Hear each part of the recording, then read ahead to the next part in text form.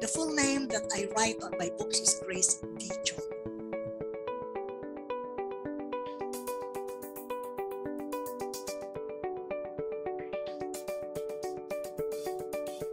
Well, for my college Bachelor of Arts in Speech and Drama, then I went to the US. I took up mass communications in Chicago, Columbia College. After that, I went to the Art Institute of Chicago for my Master of Fine Arts. That's about it.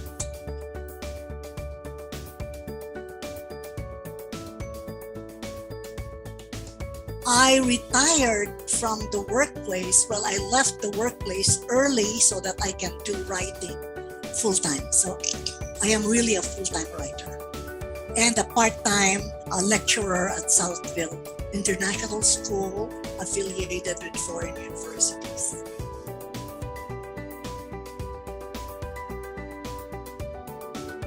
I've been a part of advertising, the advertising industry. I was also part of marketing, the client side, when I was with Adamson and Adamson, and I became a marketing manager.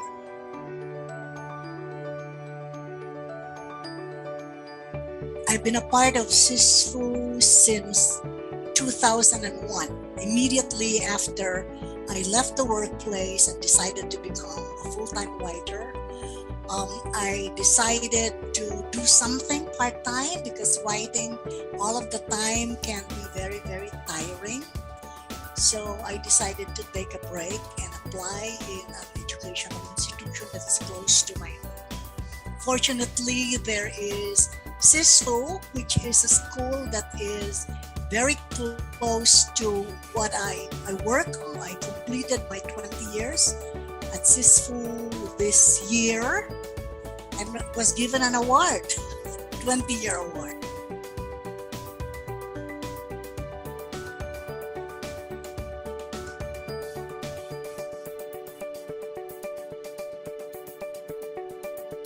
I really had no choice in the beginning because I was looking for a school that is closest to my house, just so I can teach part-time.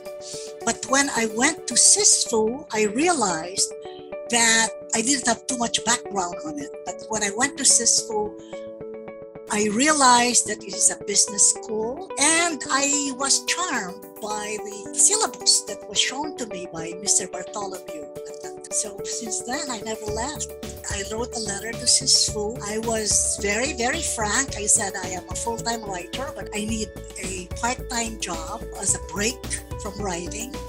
So Mr. Bartholomew said, "Oh, we're looking for someone to handle public relations.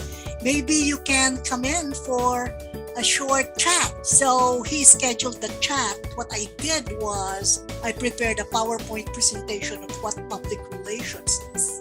So when I went to meet Mr. Bartholomew and he asked me questions, I asked him, is it okay if I present to you what I think of public relations? And probably he was surprised, but he said, okay, go ahead. So I showed him the slides on public relations, and he asked me after that, when can you start? I said, well, I can start anytime because my time is my own. And he said, how many subjects can you handle? I said 1. And he said, can you handle 2? So I thought about it a little bit and I said, oh, probably if it's only twice a week. So that's how it started.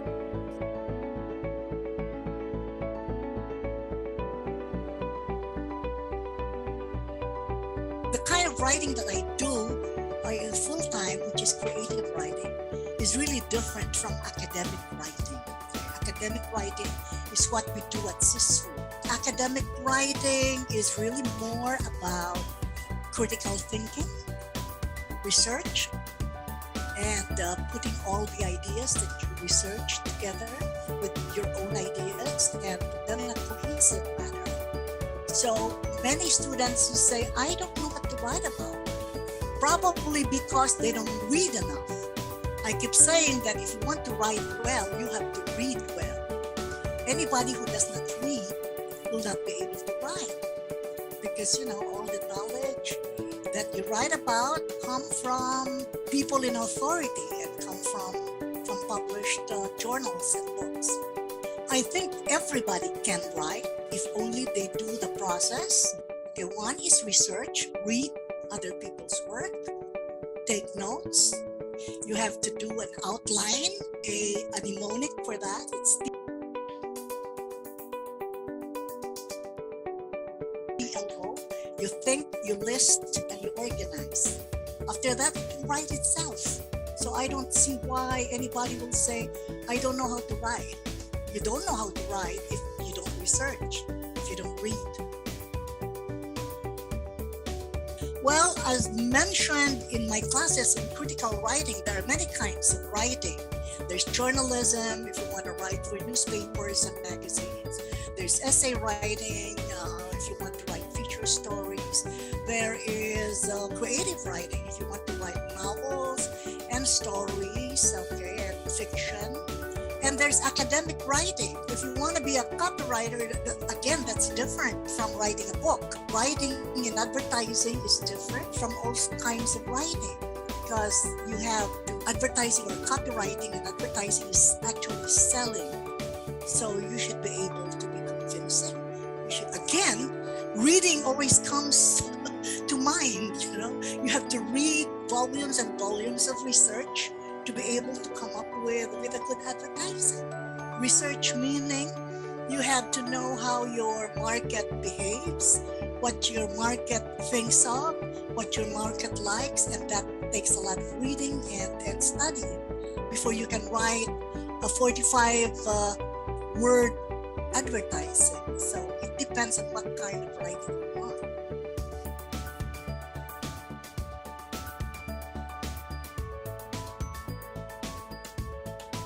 The value of education is such a huge topic. So I would like to focus on students to think of their future. Okay, when you go to college, there must be some kind of a plan.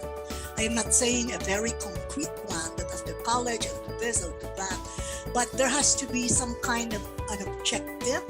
Okay, so I'm going to college, I will learn as much as I want, I will take in all the knowledge that I need, so that in the future I can use it. Unfortunately, many students go to school because their teachers their parents want them to have a diploma. And I don't think that is the right attitude in going to college or going to school.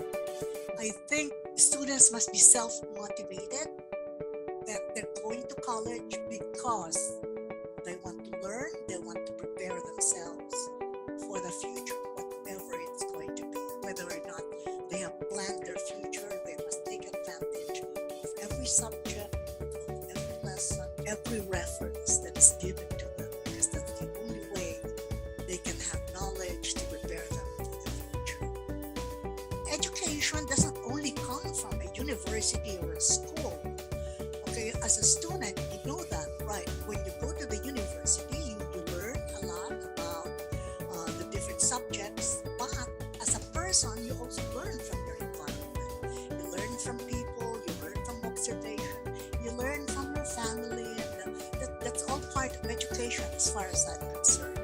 So when you go to school, you go to the classroom, I think you have to absorb, or you have to take in as much as you can, because those will be your like your arm. It will arm you for a very difficult future. I say difficult because being in the workplace is like a rat race, they say.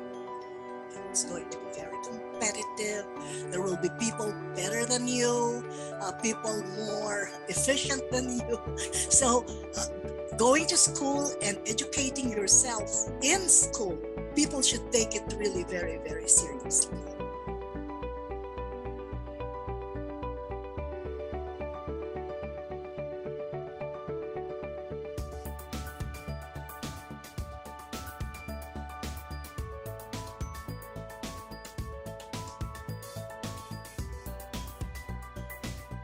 I didn't really become a writer by thinking about awards in the beginning.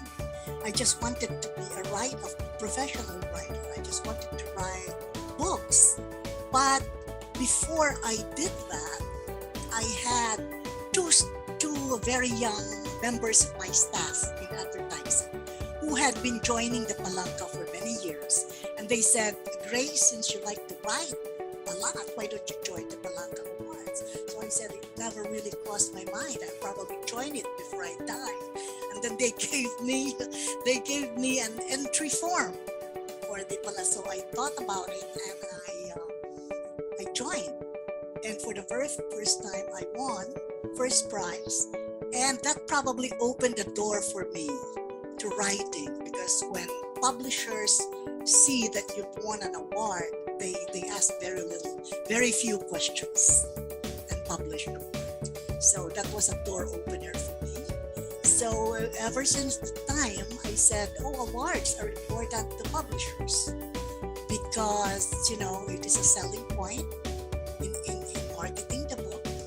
So that's when I started joining several award-giving bodies. My first book, when these two kids, my staff, gave me the entry form, I looked at the different categories, and there's novel, there's a short story, essay, and all that. But I was charmed by the short story for children in English, because the requirement was it must inculcate, good values to children. It must have good values for them to learn. So that charmed me. And what I did was, because I've always loved writing, I went back to my files to look whether I've had some stories for children. And in fact, I did, some jottings.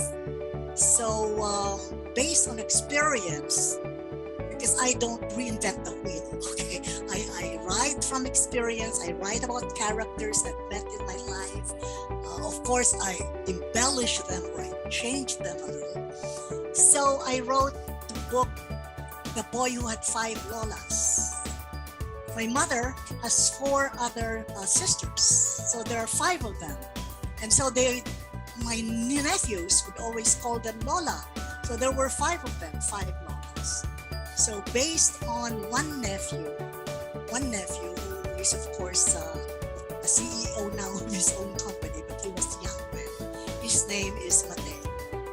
One of them, I patterned the character of the main character on Mateo.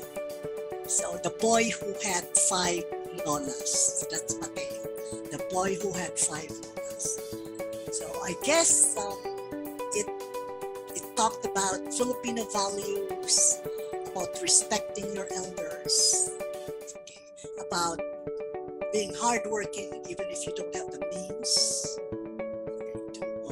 to spend, and all that. So I guess the judges saw the values for children in that story, and made it the first prize winner. So the boy who had 5 dollars is the title.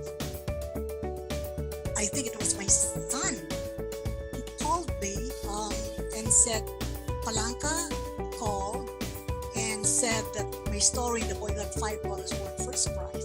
I screamed so much that everybody thought I was dying.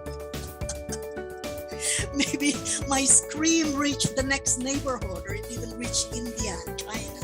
So everybody thought I was dying. That was my reaction. I couldn't really stand.